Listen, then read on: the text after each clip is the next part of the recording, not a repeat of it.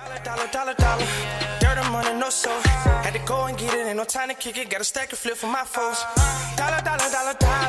Please tell me you can hear me. Don't turn your back and don't neglect me. Just let me know if you need me. Dollar. Let me watch out for my partners. Keep my money long, get my team strong. Let me run away from my problems.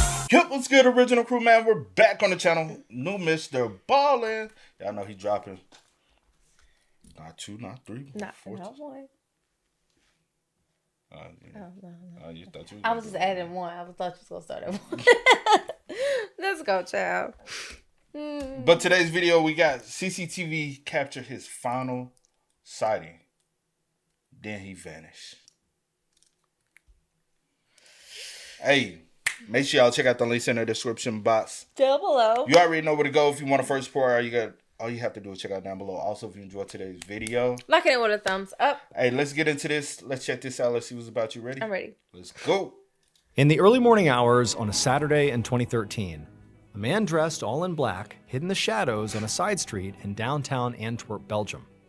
The man had lost track of how long he'd been there, but he didn't care. He'd hide in the shadows for as long as he had to, waiting patiently for the perfect moment that he knew was gonna arrive eventually. And then finally, stumbling footsteps approached, and the man crouched down and got ready.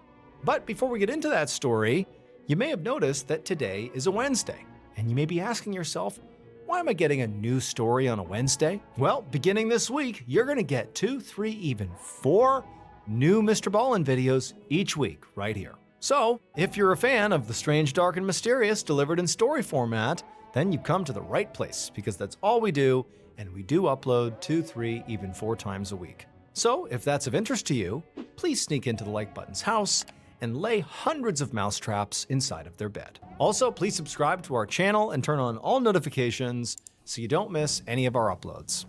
Okay, let's get into today's story.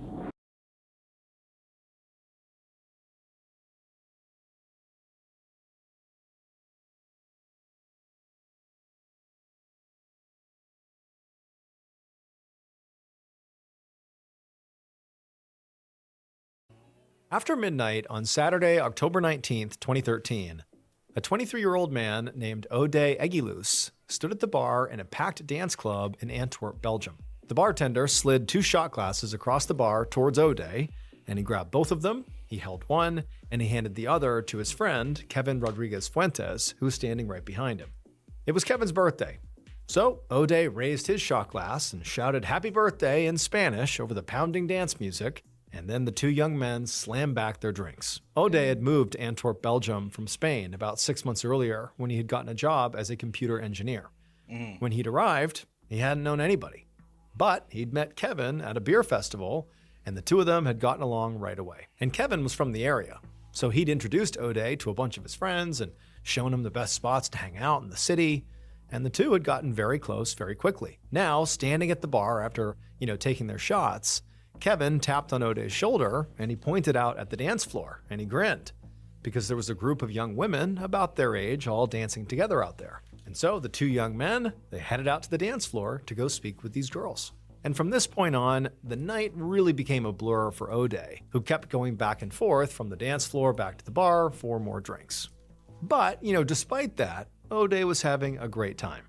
It was really nights like this that made him feel like Antwerp was his new home. But he also knew if he stayed out much longer here, he might end up passing out right on the dance floor. So Ode and Kevin and some friends they had just met on the dance floor stumbled out of the club and into the city. When they got out there, the streets were pretty empty. And so Ode reflexively pulled his phone out of his pocket and looked at the time. Now, his vision was fuzzy, but even still, one-eyeing it, he could see that it was close to 4 a.m. And given the fact that it was so late, basically it was the next day at this point, he just told the group good night, and then he turned around to start walking home to go to bed. The next morning, Ode's friend, Kevin, woke up with a pounding headache. His eyes fluttered open, and he looked around, and he let out a sigh of relief, because he was safely in his bedroom in his apartment in Antwerp. He had been so drunk by the end of his birthday celebration the night before that he literally didn't remember getting home. And so now, painfully, he rolled over and grabbed his phone off the nightstand and reflexively texted Ode, along with another friend that had been out with him the night before, asking how they were feeling. The other friend texted right back, but O'Day did not respond. But this didn't really worry Kevin that much. I mean, he's horribly hungover. O'Day has to be as well, and so he likely is just sleeping it off, and he'll be in touch when he wakes up. However, all day that day, Kevin did not hear from O'Day. And then the next day, October 20th, when still Kevin has not heard from O'Day, he really started to get worried. But when Kevin called O'Day to check on him to make sure he was okay, when he put the phone to his ear, it didn't ring. Instead, it went straight to O'Day's voicemail, like his phone was turned off. And to Kevin, this was pretty unusual. O'Day was usually very responsive, even with a hangover. And by this point, Kevin had given him a full day, 24 hours to recover, like he should be in touch by now. What's going on? So Kevin called the other friend who they'd gone out with, who had texted him back the day before, to see if maybe O'Day had checked in with him. But that friend said he also had not spoken to O'Day. And so at this point, Kevin hung up and just decided to go to O'Day's house and literally physically check on him. However, when Kevin arrived at O'Day's house, he found O'Day's roommates, but no O'Day. O'Day's roommates did not know O'Day very well, so they didn't know what was sort of normal and not normal behavior. So when he had gone out for Kevin's birthday party and didn't come back, they just figured he was crashing at a friend's place or something. But to Kevin, this was unusual. To hear that he had not come back, that was not normal. He would know if, O'Day was at a friend's house. And so Kevin was starting to panic. But then Kevin remembered one of his and O'Day's mutual friends had recently gone out of town for a wedding. And so Kevin thought, maybe that's where O'Day is. He's gone with her to the wedding, and that's why he's not here, and that's why he's not answering his phone. So Kevin left O'Day's house and called this friend, a young woman whose name was Oyane. He was hoping that she would have an explanation for everything, but instead, when she answered the phone, it was obvious from her voice that she was also freaking out about O'Day. Oyane said she also had been calling O'Day nonstop over the past day or so, and she couldn't get in touch with him. And so it was becoming clear that nobody had seen O'Day since the night of the birthday party when he set off around 4 a.m. to walk home drunk from the bar. Kevin had no idea what he was supposed to do, but he felt like his friend was in trouble. So he contacted the police and officially reported O'Day missing. The following day, Monday, October 21st, Kevin sat in a small room across from members of the missing persons unit of the Belgian National Police. And as soon as the officers started asking Kevin questions, it became clear that this was going to be a very frustrating meeting for everybody. Because no matter how hard Kevin tried, he literally couldn't remember much at all. His memory of his and O'Day's night out on his birthday were really just blurry images and pieces of random conversations because, he was drunk. But Kevin did manage to remember what O'Day had been wearing. He had a gray hooded sweatshirt and a black and white checkered scarf. And he also knew the area of town specifically where they had gone out. But really, that was it. And so by the time Kevin left the police station, he felt like he was really letting his friend down.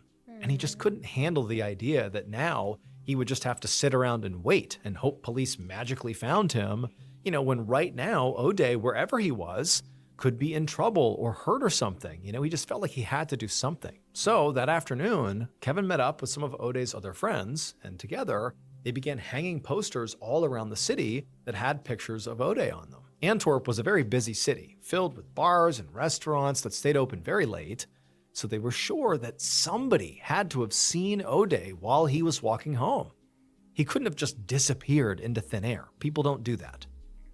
Meanwhile, detectives in the missing persons unit got to work. Now, Kevin had not given them a ton to go on, but knowing where in the city he and O'Day had gone out and what O'Day had been wearing did actually turn out to be quite helpful. Because with this basic information, police were able to collect CCTV surveillance camera footage from outside of the bars, restaurants, and street corners where Kevin and O'Day had been. And it didn't take them long to pick up on O'Day's trail. The investigators were hoping to find footage of O'Day getting into a cab or some other vehicle, or maybe wandering into a building, or even evidence that he'd been attacked in some capacity. And at first, they thought that is exactly what they'd found. Because on camera footage, around 4 a.m. on the morning O'Day disappeared, the police saw him wandering down this dimly lit side street on his own. His black and white checkered scarf really jumped out on the footage, and the police watched on video as this man suddenly came out of the shadows and rushed O'Day. The man attacked O'Day and stole what looked like O'Day's wallet right out of his pocket, and then the man took off running. And as disturbing as it was, the footage did not actually surprise the investigators very much. Yeah. While Antwerp was not a particularly violent place, it was a big city, and drunk people wandering home at night did occasionally get mugged. However, what the investigators saw next on the surveillance footage did completely shock them, because after the mugging, O'Day had pulled himself together and kept heading down the street. And on footage taken a few minutes later from a different camera, the police saw O'Day still wandering on his own when suddenly 2 new men rushed up, attacked O'Day, took his phone, and then they ran away. Meaning, This is very weird. Is this like a normal thing that just happens? He Like, I know he says a big city and but people, it's not violent like that. and people like, you know, drunk and stuff Yeah. get mugged. But I'm But if saying, it's like, not is it violent happening like that- every night, every other night, once a week? That's strange. Highly weird. Yeah. What do you say? in the span of just a few minutes, O'Day had been mugged twice. And why y'all let him leave by himself? Everyone is intoxicated. I know, but still leave by himself? Yeah, but I think when everybody's intoxicated, no one's thinking straight. By 3 different people, and none of the investigators had ever seen anything like that. It was like something you'd expect to see in a movie or a TV show about a guy cursed with bad luck or something. But as bizarre as this was, investigators now had something to go on. They didn't know if these muggers, the 3 men, were connected in some way, or if this had truly been 2 random, unconnected muggings. But O'Day's cell phone and wallet had been stolen by these guys. So they could track O'Day's cell phone data and also his credit card info, and the investigators hoped that would then lead them right to O'Day's attackers, and they could figure out what their affiliation was and why they targeted O'Day, and hopefully where O'Day is now.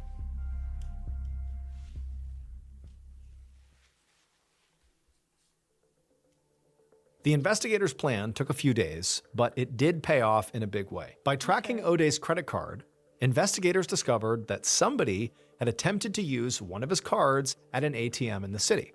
And so they pulled surveillance footage from that ATM to identify the first mugger. Then, by using cell phone tower data and CCTV footage along the route where they saw his cell phone was taken, investigators were able to identify the other 2 attackers involved in the second mugging. And so now they believed they just needed to talk to these thieves to figure out where O'Day was. Fast forward to October 29th, 10 days after O'Day's disappearance, and he still is nowhere to be found.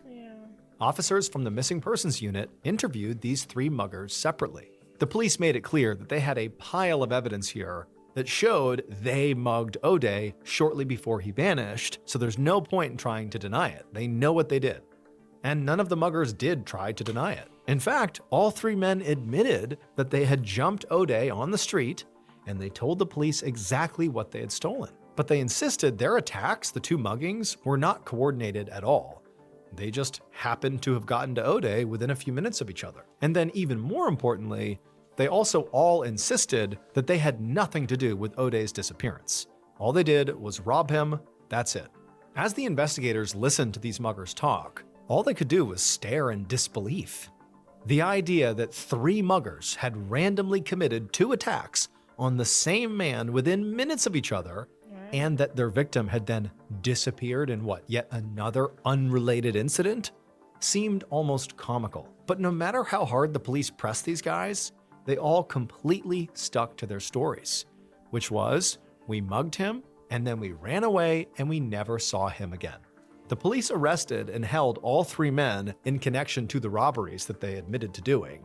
But their goal, despite what these men have said, was to find enough evidence to still charge them with the kidnapping, or maybe even murder, of O'Day. But then, a new piece of surveillance footage surfaced from a new camera. And this new footage actually showed O'Day moments after the second mugging.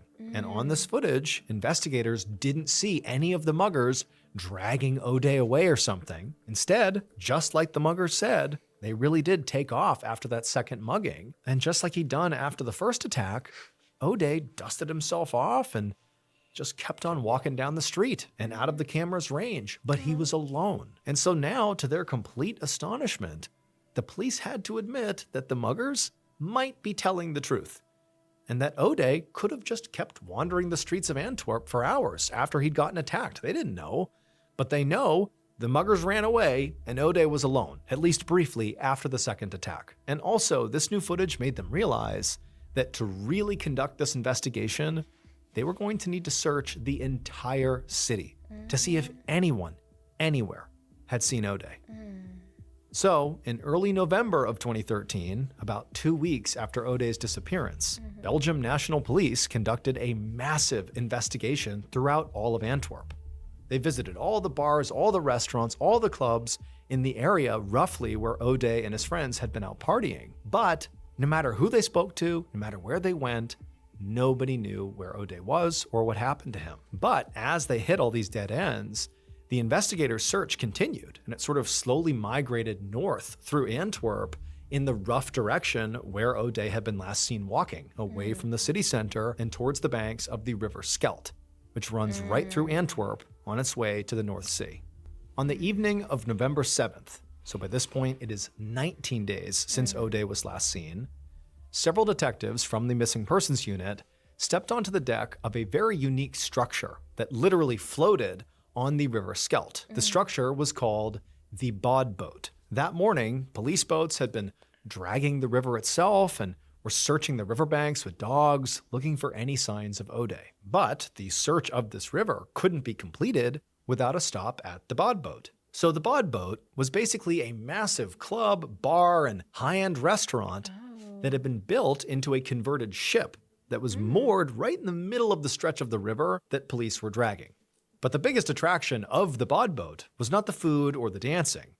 It was the almost Olympic-sized swimming pool that had been built into the deck of the ship, and it looked like it was floating right on top of the river. People referred to it as the world's largest floating swimming pool, and it was always packed. The Bod Boat had a very good, very wide, unobstructed view of the city and the river, and so the detectives were hopeful that if O'Day had passed by, someone on the Bod Boat likely would have been able to see him. So now the detectives split up and began interviewing the Bod Boat staff and the patrons, asking if any of them remembered seeing a young man in a distinctive black and white checkered scarf on the morning he went missing. Now, at this point, pretty much everybody in the city had already heard of O'Day. I mean, his face was plastered on posters everywhere, and people really wanted to help.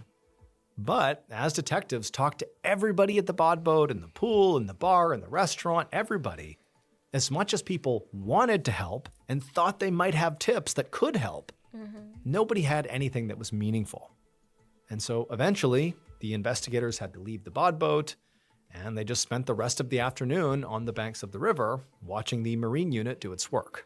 But just like on the Bod Boat, there was nothing found in the river itself.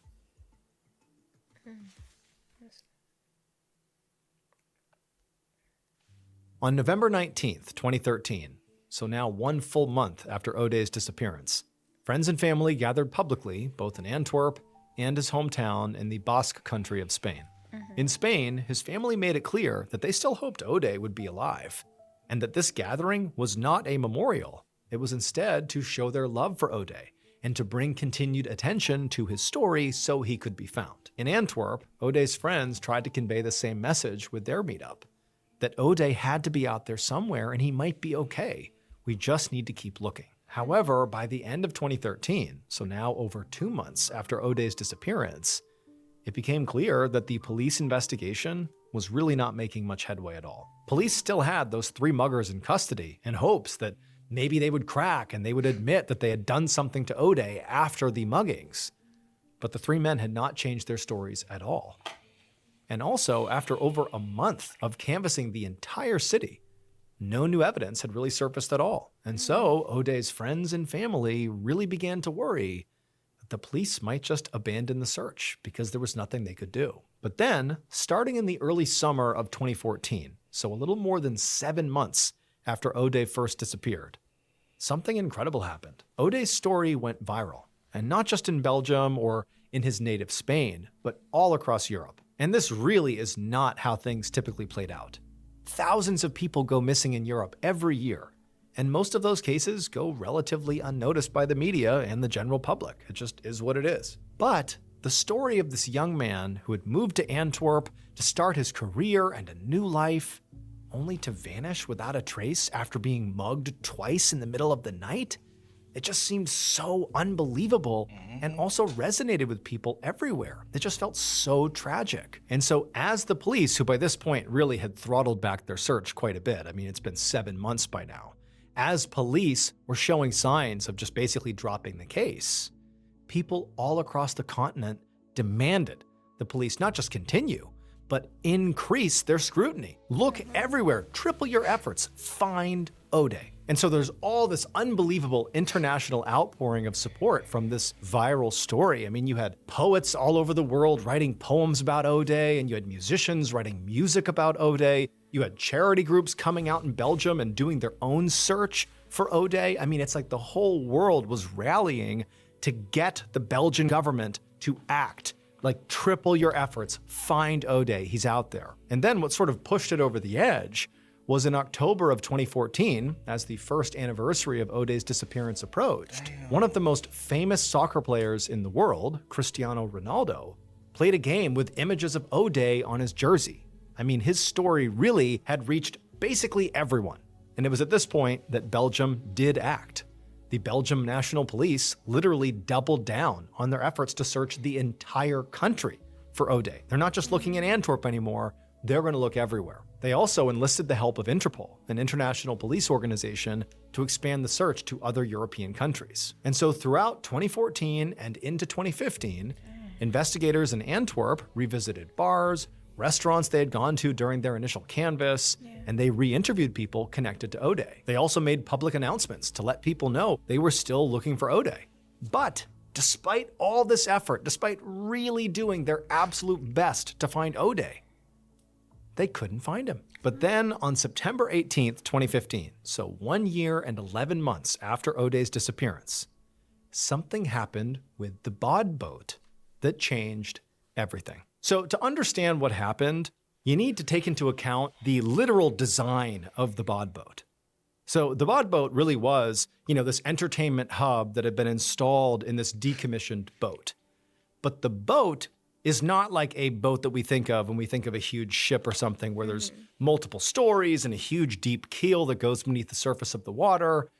Instead, it was more like a big floating dock, almost like a catamaran-style boat where it's sort of one level, this big rectangular square, and there really is nothing below the surface. It's more like a big floating dock. That was the bod boat. And on September 18th, 2015, the swimming pool on the bod boat began to leak. Now, remember, you're looking out at the bod boat from land, and it basically looks like a big floating dock with all these attractions on it, including a pool. And so even though you'd see the surface of the swimming pool being at level with everything else, basically right at the top of the river, well, there's a recessed portion that effectively touches down into the river. And so at some point, there's a leak that formed on the base of this pool, and the pool began taking on all this extra water, and the pool literally broke off from the bod boat structure, and it sank to the bottom of the river. Now, luckily, no one had gotten hurt when this happened, but the story had taken over the news. The bod boat was a huge attraction for people in Antwerp, as well as for tourists visiting the city. And so the city immediately began working to come up with a plan to resurface the swimming pool and rebuild the bod boat. Finally, on February 11th, 2016, so almost 2.5 years after O'Day's disappearance and 5 months after the swimming pool sunk, 2 cranes attached to a boat were brought in to latch onto the base of this pool at the bottom of the river and try to resurface it. And on that afternoon, a member of the work crew stood on the boat, watching the water and helping oversee everything as the cranes slowly did their work. And as he kept his eyes trained on the water, eventually, the bod boat's swimming pool, which was still actually mostly intact, broke the surface. And as this happened, a few of the workers let out a cheer, but something in the water caught the crew member's attention. At first, he couldn't tell what it was, but when he leaned down to get a better look, He immediately shouted for the crane operator to stop. The cranes fell silent, and with shaking hands, the crew member took out his phone and called the police. Eventually, once they put all the evidence together, this is what police believe happened to O'Day on the early morning of October 19th, 2013. At around 4 a.m., after leaving his friends, O'Day began his walk home. And like the police already knew, he was mugged twice in a matter of minutes. But after the second mugging, he really did pick himself up and sort of collect himself, and very likely he was hurt, he was scared, and he was very drunk, so likely disoriented, doesn't know if there are more threats coming, doesn't really understand what's even happening, but he needs to get home. And we know he continued trying to walk home for some time because eventually he came in contact with a group of strangers who would eventually come forward and confirm this. But they apparently saw this guy who looked beat up and disoriented. It was O'Day, and they called out to him and tried to convince him to let them book him a cab to get him home. But he was so disoriented and so drunk, he didn't even answer them, and he just walked off. But at that point, he had moved fairly far north in the city, and he was getting near the banks of the River Skelt. So for reference, he had walked pretty far off course. He was not near his home. He was clearly lost. And at some point in his disoriented, scared, drunken state, he tripped and actually fell into the river. Now, the shock of landing in the water likely, potentially sobered him up a little bit, but he was really, really drunk. And so even if he had tried to swim and get to shore, there was a strong enough current that it would have been fairly difficult to get out of the water. And so the current ended up pulling him all the way up against the side of the bod boat. And so once he was there, kind of pinned against the side of the bod boat, right on the side of the bod boat where that swimming pool was, he was too weak and drunk to swim out of the current. And so he just kind of being pressed up against the wall of the side of the bod boat until he had no more energy left to fight. And he was slowly pulled under the surface and forced underneath the bod boat, specifically to the bottom of the recess of the swimming pool, where there's not much space between the bottom of the pool and the bottom of the river. And so he basically got pulled down and got wedged right in that space underneath the pool of the bod boat. And there he drowned. And for more than 2 years after his death, O'Day's body remained wedged underneath that swimming pool. And so for all that time, people are swimming in the pool, not realizing they're a couple feet away from a dead body. What you said. But then finally, the swimming pool, sunk to the bottom. It was pulled back up by those cranes, and attached to it at this point was O'Day's body. And that was how they found him. The muggers who attacked O'Day were ultimately convicted of robbery, and they all served approximately 4 years in prison. Now, the muggers were never actually shown to have any direct connection to O'Day's death. And while authorities believe the most likely scenario is that O'Day simply fell into the water, they were never able to officially rule out foul play. Yeah. O'Day's parents have called for further investigation. Thank you so much for... You know what that remind me of, though? Yeah. The situation that happened in Nashville. That, I forget his name. The one he was downtown.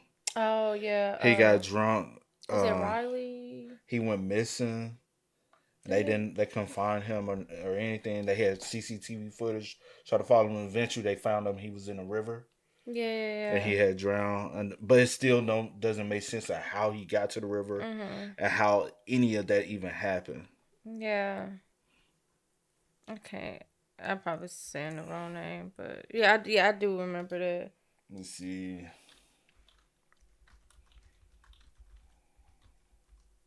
I'm pretty sure.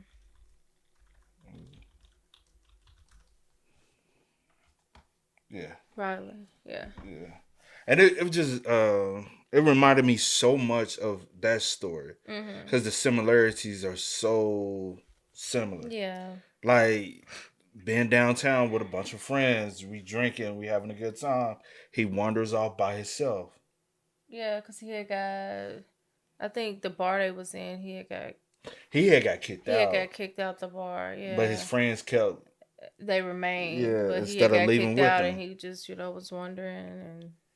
He just where he was found as far as the river, it's like he left and went far. Yeah, it was a little and it was distance. like, why would he even go in this direction? Similar to this situation. But with this situation, he lives, and I guess he was just so drunk, but also being beat up, mugged, robbed, you disoriented. You probably will forget, where am I even going? Mm-hmm. Like, I'm not remembering the directions clearly. I'm like, yeah, I mean, like, you're intoxicated. You're not thinking also, clearly. yeah. So, like, it's just sad, though. But definitely rest in peace. It's so sad. Could it be? And he was just there the entire time. You said, could it be what? I'm saying, could it be more? I mean, Could it be more to it? I don't know, but I'm just, I don't know. What he didn't say that the bar was like open at that time, did he? Like at 4? He didn't say Bobo. the Bobo. No, yeah. he never said. Yeah, because I was wondering that same thing. I wonder, was a party or something going on? He was trying to like get. No one seen anything, but maybe not. I mean, if it is, people. Because I was like, was there a party going on? Was they having fun? Was they turning up? And he was like, well, let me just go to where a lot of people are, and he tripped and fell, but he never said whether or not the Bobo was active that night or not. Yeah. And this whole time they were there in that vicinity, and it's just the location he was actually at. I wonder, did they even check like around it, like dive and go deep enough, like. Well, I'm wondering even where he was like wedged there, would they have even been able to see it if it wasn't for the structure, like. That's the reason why I do like the those collapsing is what I'm trying to say. Those dive videos where they do. Oh yeah. They send down the things, and it scours and checks the area, see if there's anything. Yeah. I think they should utilize those a lot more. Yeah.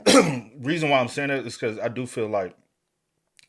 So, like, just imagine how many rivers, lakes, ponds we have in the world. Yeah. Just imagine how many people are at the bottom of those and just waiting to be discovered. Yeah. And I ain't talking about just recent. I'm talking about people probably hundreds and hundreds of years ago that has never been recovered. Like, we've seen where people have veered off in cars, and those cars are at the bottom, and they be in communities. The water's like, nobody knows anything. The water's quiet, and these people are at the bottom of these ponds, these man-made ponds.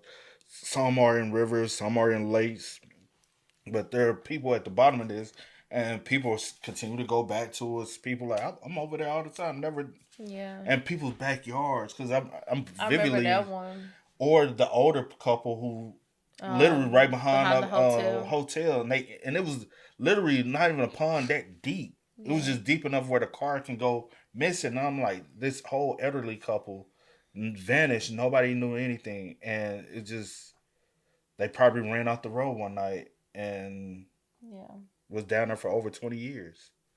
That's sad, bro. Very. But y'all spam us up, man. Y'all let us know y'all thoughts about it for us in the comment section down below, man. But until next time, y'all know how it go, man.